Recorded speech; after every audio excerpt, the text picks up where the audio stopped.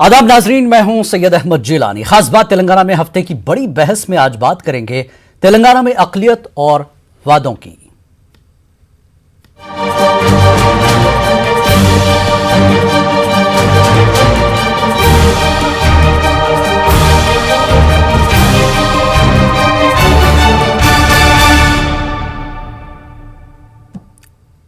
तेलंगाना रियासत का क़याम बरसों से चली आ रही नाइंसाफियों को ख़त्म करने के लिए हुआ।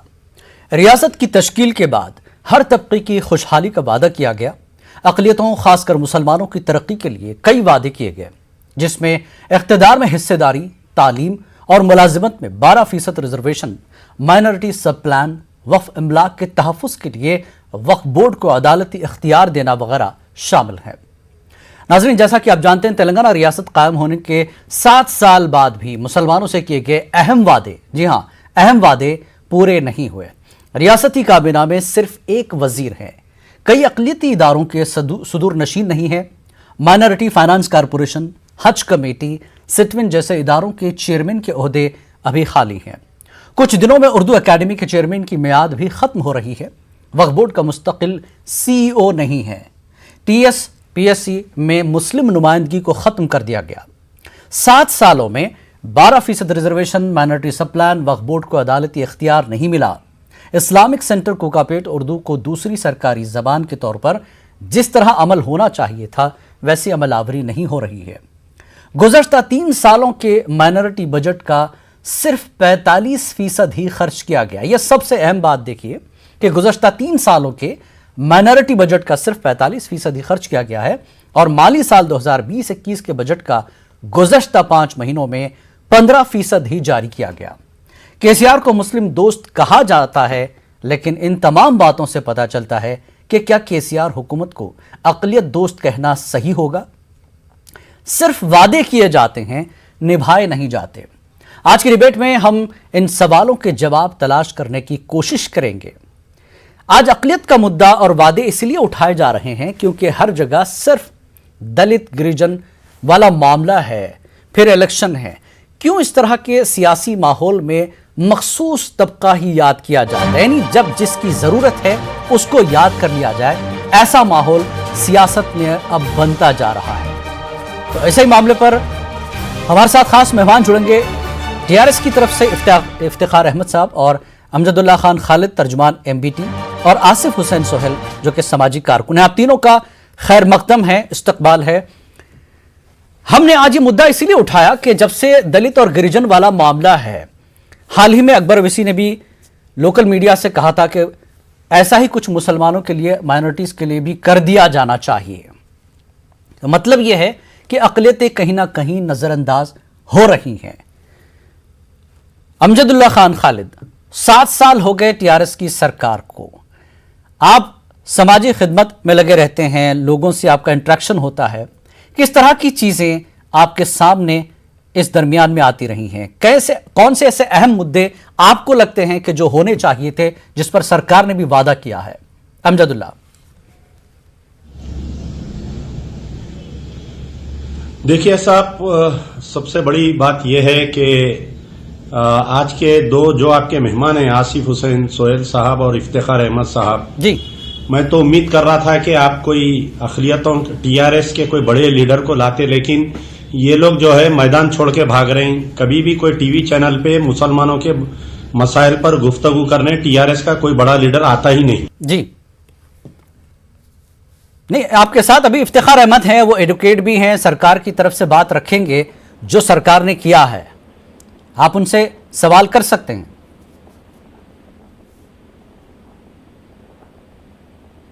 हेलो,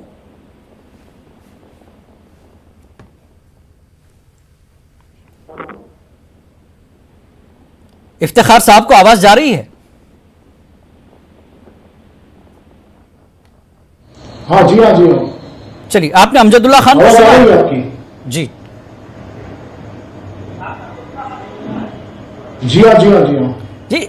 अब हम ये मुद्दा इसलिए भी अब उठ रहा है कि कई जगहों से सवाल ये आ रहा है कि इलेक्शन का मौसम या फिर कुछ खास इश्यूज होते हैं तो उसमें दलित गिरिजन मुद्दे मौके के लिहाज से उठाए जा रहे हैं।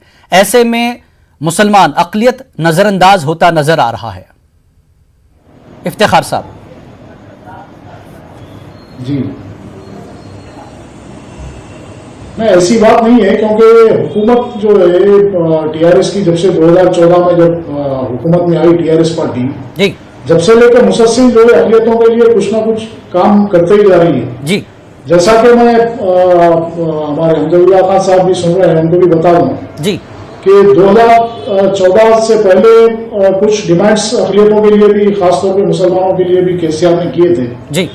खासतौर पे ऐसे भी स्कीम्स को उन्होंने अमल में लाया जो उन्होंने वादा भी नहीं किया था जी जैसा कि अक़लियती अक़ामती स्कूल्स की जहां तक बात है, जी ये वादा इलेक्शन मैनिफेस्टो में नहीं था टीआरएस के, मगर इसके बावजूद भी जब वो इख्तियार में आए जी तो उन्होंने देखा कि अक़लियतों के अंदर तालीम जो है बहुत कम है, जिसकी वजह से वो हर मैदान में पीछे हो रहे हैं। तो ये सोचते उन्होंने पहली मरतबा, आप देखिए कि पूरी तारीख में तेलंगाना की सिर्फ कांग्रेस के दौर में 6 या 7 जो है रेजिडेंशियल स्कूल्स कायम किए गए थे जी, मगर एक ही साथ पहली मरतबा 71 स्कूल्स को उन्होंने 2014 में कायम किया। उसके बाद इसकी तादाद को बढ़ा के 204 तक कर दिया गया। एक एक क्लास के अंदर यहाँ पर आप देखिए 6 क्लास से लेकर 10th क्लास तक यहाँ पर स्कूल्स को अपग्रेड भी किया गया। अभी जो है इंटरमीडिएट का भी वहां पर जो है नज्म किया गया है। एक एक क्लास के अंदर 80-80 बच्चे वहां पर तालीम हासिल कर रहे हैं। फी बच्चे के ऊपर हुकूमत जो है 1 लाख से तकरीबन 1.5 लाख रुपए तक बजट जो है उन अक़लियती मुस्लिम बच्चों के ऊपर खर्च कर रही है। चलिए ठीक। और शादी मुबारक की जहां तक स्कीम का ताल्लुक है, शादी मुबारक भी कोई वादा नहीं था इलेक्शन मैनिफेस्टो में। इसके बावजूद भी जो गरीब लड़कियां हैं जिनकी शादी नहीं हो रही है, उनके लिए जो है पहले 51,000 दिए गए, उसके बाद 1 लाख रुपए किए गए।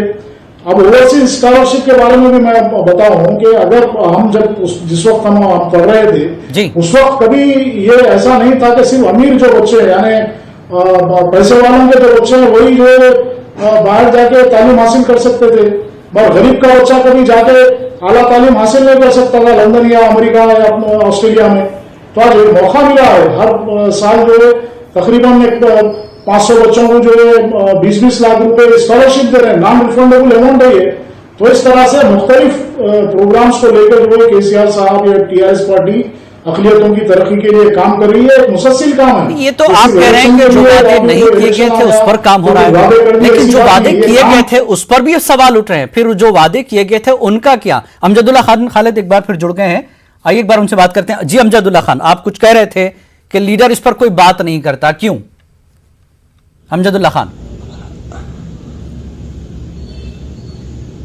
जी साहब देखिए साहब, ये हमारे टीआरएस के जो अक़लियती कायदीन हैं अभी जो भी हैं यहाँ पर, आप बताइए टीआरएस अहमद है टीआरएस की तरफ से और वो टीवी नरसिम्हा राव का 7 साला जश्न मनाया गया।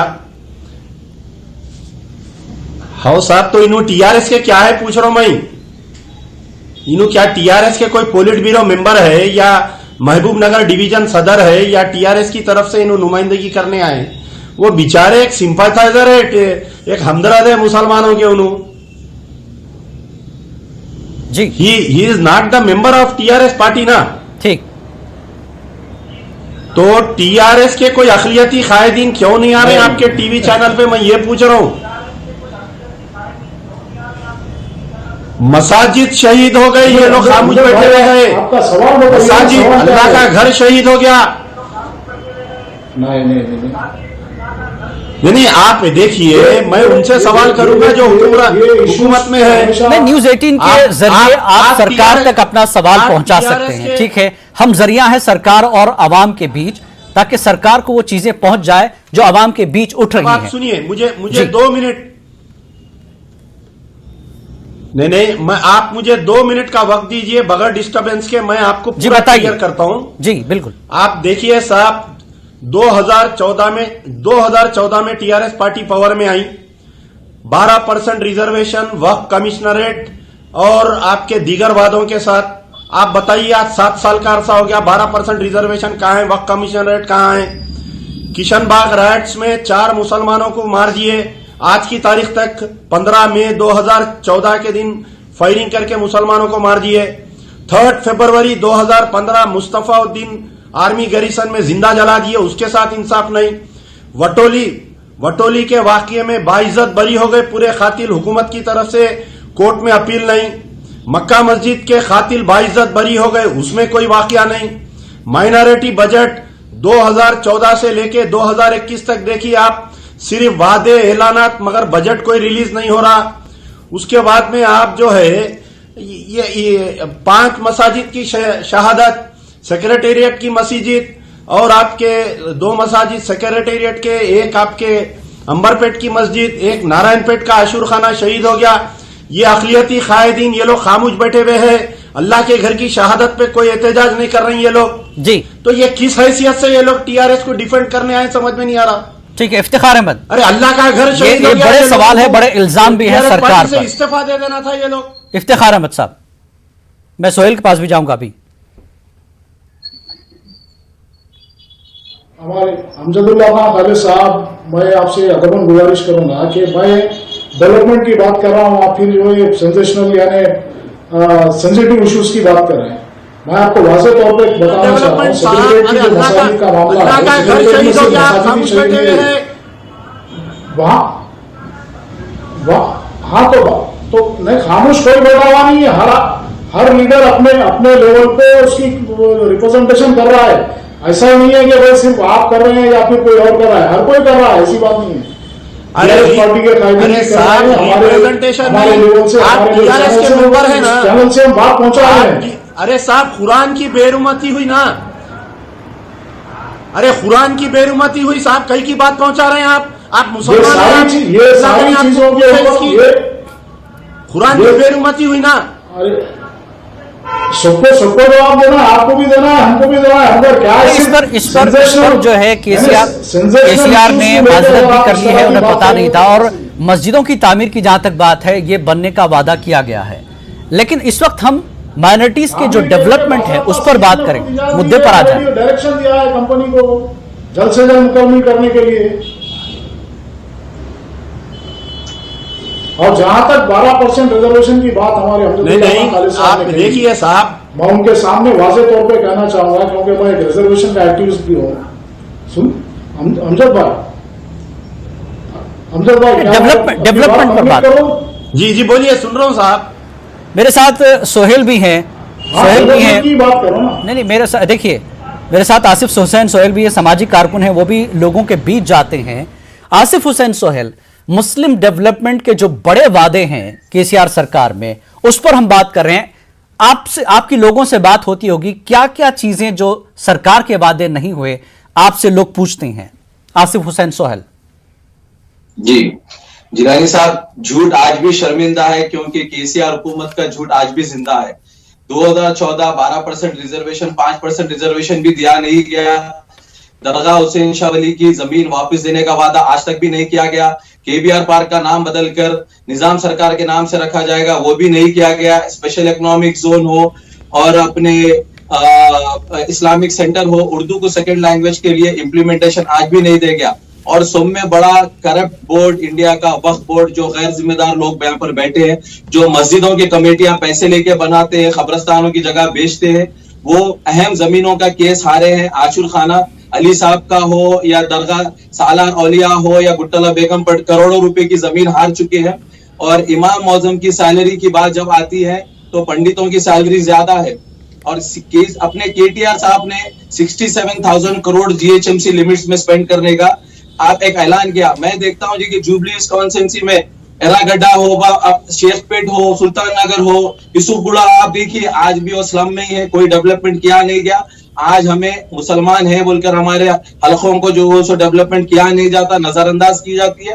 पैसे गए कहाँ? आप तालीमी एतबार से देख रहे हैं तो कई इंस्टीट्यूशंस जो पुराने आज भी बंद पड़े हैं। ओल्ड सिटी के अंदर वादा किया गया था उसे भी बनाने का, वो भी नहीं किया गया।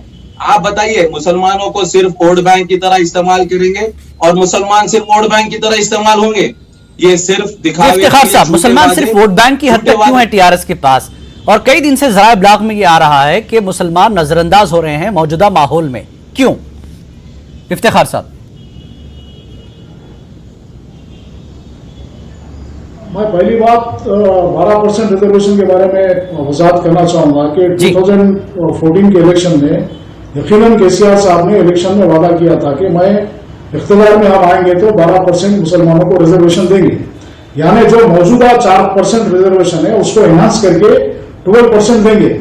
इसके बाद 2014 में गवर्नमेंट ऑफ तेलंगाना ने कमेटी बनाई है, socio economic educational conditions of Muslims. Government of Telangana की एक कमेटी बनाई गई, सुधीर कमेटी के नाम से जो मशहूर थी।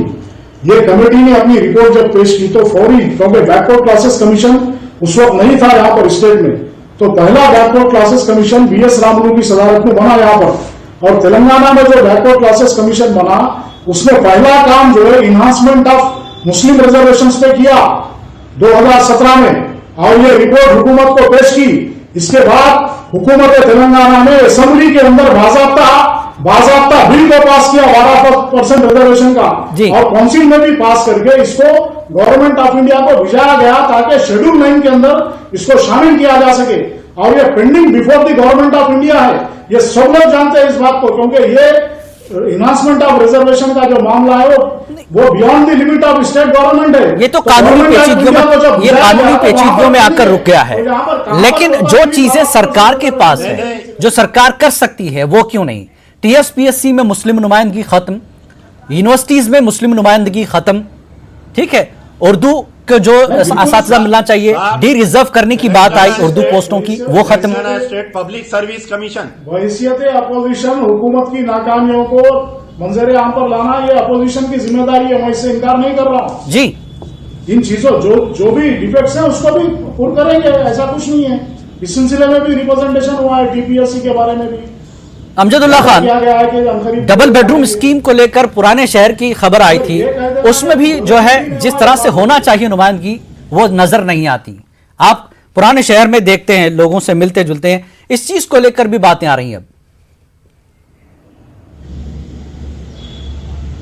साहब देखिए साहब, इसमें दो बात है कि Telangana state public service commission की अभी बात की आप जी, वहां पर जो है एक भी अरे रिप्रेजेंटेशन, अरे कई का रिप्रेजेंटेशन कर रहे हैं भाई, 7 साल निकल गए, 12% रिजर्वेशन दिलाते दिलाते बोल रहे हैं आप लगा। अगर आपकी मर्जी, आप बोल रहे हैं कि सेंट्रल गवर्नमेंट के हाथ में है, तो फिर आपके चीफ मिनिस्टर साहब मोदी की तायद कई को कर रहे हैं? अरे आपके CM मोदी की तायद कई को कर रहे हैं? आप आज की तारीख में कोई भी CM बना तो इससे बढ़ के नहीं कर सकता, चाहे किसी की भी हुकूमत हो। जो बिल यहाँ पर पास करके भेजा गया है हुकूमत, इनको इससे ज्यादा कोई नहीं कर सकता। ये अप टू एक्सटेंड है, ये मैं कानूनी बात कर रहा हूं आपके सामने। देखिए जो है गवर्नमेंट है, क्योंकि नहीं इफ्तिखार भाई एक मिनट देखिए, अगर CM KCR साहब बैकवर्ड क्लासेस के ताल्लुक से अमजदुल्ला खान खालिद, नहीं, अगर CM KCR अगर इस बात पे अड़ गए, देखिए CM KCR ये बोले थे कि मैं पूरा ऑल इंडिया लेवल पे एहतजाज करूंगा अगर 12% रिजर्वेशन की बिल मरकज रोकेंगी, लेकिन हर मसले पर, चाहे वो नोटबंदी रहने दीजिए, सदर जमहूरिया का इलेक्शन होने दीजिए, वाइस प्रेसिडेंट का इलेक्शन होने दीजिए, शरीयत में मदाखलत होने दीजिए, आपकी TRS पार्टी BJP का साथ दी, BJP को शर्त लगा देना था, हम प्रेसिडेंट वाइस प्रेसिडेंट के एक ही शर्त पर हमें तायद करते, अगर तुम हमारे स्टेट में 12% रिजर्वेशन दिए मुसलमानों को बोल के, जहां पर BJP का साथ दे रही गवर्नमेंट, वहां पर हमारा फायदा क्यों नहीं कर रही, ये बताइए आप। जी इफ्तिखार साहब, नहीं बिल्कुल, इस बारे में नहीं, सुनिए, इस बारे में बाकायदा रिप्रेजेंटेशन भी होगा, कानूनी कार्रवाई भी करने की तैयारी हो रही है। खामोश बैठे हुए नहीं है कोई भी, हर आदमी अपने लेवल पे। अरे आपको एक ही बात को पकड़ लेके बैठे, रिप्रेजेंटेशन आपको बताना चाहूँ। अरे साहब कई का रिप्रेजेंटेशन, अखिलियती कायदीन, TRS के अखिलियती कायदीन से मिलते नहीं चीफ मिनिस्टर, अपॉइंटमेंट नहीं देते, क्या बात कर रहे हैं आप? ठीक है, ये कानूनी मुद्दा है, ये पार्लियामेंट को भेजा गया है, कानूनी पेचीदगियों में ये फंसा हुआ है। अहम मुद्दा ये है कि जो स्टेट गवर्नमेंट के अंडर में है, जो कर सकती है सरकार, उन मुद्दों का क्या होगा? आपका जो रवैया है, तनकीदी रवैया, ये सिर्फ मुस्लिम कायदीन के ऊपर ही रहता हमेशा। आप ये चाहते हैं कि भाई कोई भी मुसलमान कोई जमात में नहीं रहना, आपका ये मकसद है? नहीं, देखिए इफ्तिखार साहब, सवाल ये है कि जो सरकार के हाथ में है, कम से कम वो काम करना चाहिए। मैंने सवाल आप पॉइंट टू पॉइंट बात कीजिए। किसी भी जमात में रहने वाले मुसलमानों को डिग्रेड करके आप बात नहीं कर सकते। आप करिए सियासत, किसने मना किया है आपको? आप दूसरों को डिग्रेड करके बात नहीं कर सकते। आपके लेवल पे आप काम करिए। जवाब है, आपकी हुकूमत ने कुछ काम नहीं किया तो आपके पास क्या जवाब हो सकता है, मुझे बताइए। देखिए, आप लोग सिर्फ इमाम ज़ाबिन फूला पिलाने, हाथा चूमने के लिए ही आप लोग, और कोई आप काम नहीं करेंगे आप लोग, समझे आप? आज हैदराबाद के कई मसाजिद बंद पड़े हैं।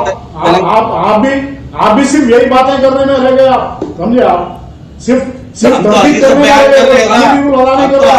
बयान कर रहे हैं आप तकलीफ में मत आइए। आप तनकीद बड़ा तामील करिए साहब। आप शख्सी तौर पर सरकार को देखिए, तनकीद जरूर कीजिए, लेकिन तामीरी तनकीद हो। तनकीद बड़ा तामील करिए।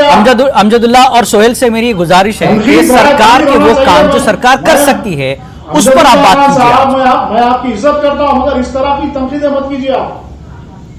आप मुद्दों की बात कीजिए। आप अमजदुल्लाह बात कर रहे हैं, हम किसी की शख्सियत अभी उर्दू स्कूल्स की बात आ रही है। देखिए, रैशनलाइजेशन ऑफ स्कूल की बात हुई, इसमें भी अगर उर्दू पढ़ने वाले कम हो जाएंगे तो असातिज़ा खुद ब खुद कम हो जाएंगे। ये तो सरकार के हाथ में है ना, कम से कम। अमजदुल्लाह, देखिए साहब, अभी 2 पॉइंट आप रेस किए जी। एक ये बताए कि पुराने शहर की कहीं बातचीत नहीं हो रही हुकूमत में जी। आप देखिए, पुराने शहर से एक एमएलए है जो ऑपोजिशन लीडर भी है उन्होंने जी। तो ऑपोजिशन लीडर, फ्लोर लीडर 8 महीने तक गायब थे। 8 महीने तक वो गायब थे। तो आप बताइए कि जो फ्लोर लीडर है या जो ऑपोजिशन लीडर है वो 8 महीने लापता रहेगा तो अकलियतों की बात कहां से आएंगी? बताइए आप, कहां से पुराना शहर डेवलप होगा? बहादुरपुरे का ब्रिज आज 5 साल से बन रहा। आप जाके देखिए, जो संतोष नगर पे जो ब्रिज बन रहा आज 4 साल हो गया। 2016 या 17 में केटीआर साहब फाउंडेशन रखे, पूरी ट्रैफिक जाम हो रही, पानी आया तो ठीक है। डबल बेडरूम को लेकर भी बात आ रही है पुराने शहर में। जाके हसन नगर की हालत देखिए, जितना फीसद मिलना चाहिए नहीं मिल रहा है। डबल बेडरूम का बताइए, अकलियतों का क्या परसेंटेज मिला बताइए आप? डबल बेडरूम में अकलियतों को क्या परसेंटेज मिला बताइए आप? जवाब। अब इफ्तिखार भाई मेरे बड़े भाई है। मेरा अंदाज अगर कोई पसंद नहीं आ रहा तो आप नाराज मत कीजिए, लेकिन अगर मैं नहीं बोलूंगा तो कौन बोलेंगे बताइए? इलाके हैं उसके अंदर 15% रिजर्वेशन रखा गया है और देही इलाकों में 8 to 10% रखा गया है। और इसी प्रोपोर्शनेट से, क्योंकि हैदराबाद में मुसलमानों की आबादी ज्यादा है, इफ्तिखार भाई और पॉपुलेशन के बेसिस पे देने का काम किया जाना चाहिए। अगर नहीं हो रहा है तो आप ठीक इस मुद्दे को सामने ला सकते हैं। ठीक है, हम उम्मीद करते हैं कि जैसा कि इफ्तिखार अहमद ने बताया कि जो मैनिफेस्टो में नहीं थी चीजें वो सरकार ने की, लेकिन जो मैनिफेस्टो में है और जिसका वादा बाकायदा किया गया है वो वादे सरकार खासकर अपने पूरे करे, क्योंकि इस वक्त दलित और गिरिजनों की सियासत चल रही है। ऐसे में अक़लियत कहीं ना कहीं नजरअंदाज होता नजर आ रहा है। अब तीनों मेहमानों का बेहद शुक्रिया इस मुद्दे पर बात करने के लिए। आदाब।